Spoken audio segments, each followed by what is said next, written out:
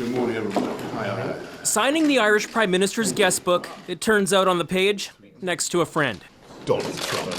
British Prime Minister Boris Johnson in Dublin, looking for a better week than last. I want to find a deal.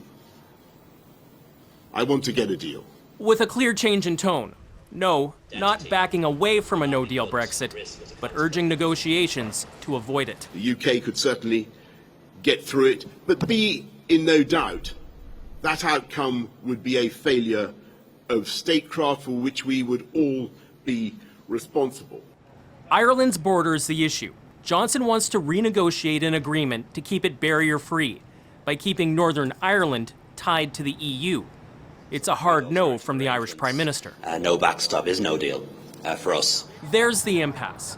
Today, Parliament put Johnson in a corner, with a law requiring him to ask for a Brexit extension. Johnson is refusing, as 10 Downing is said to be looking for ways around it, including asking the EU to just ignore the request. And now, with 52 days until Brexit, Parliament is suspended. Johnson is proroguing it for 5 weeks. I think it's disgraceful.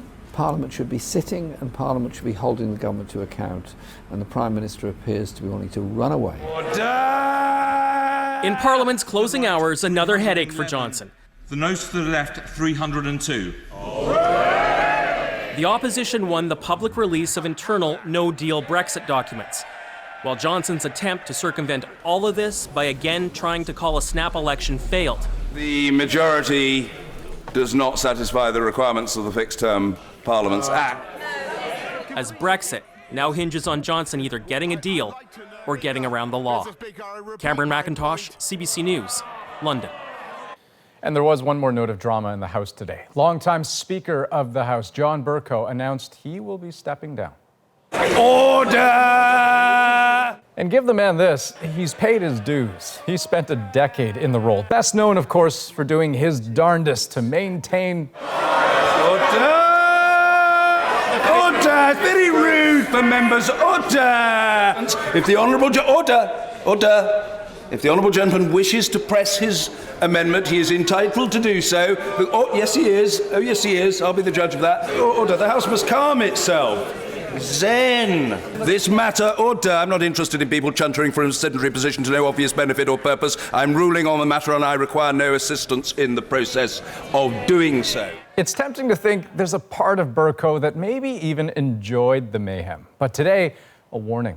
We degrade this Parliament at our peril.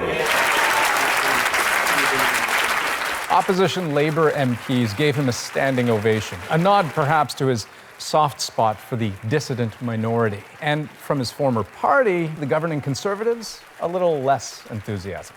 Bercow departs October 31st, the very same day Britain is set to leave the EU.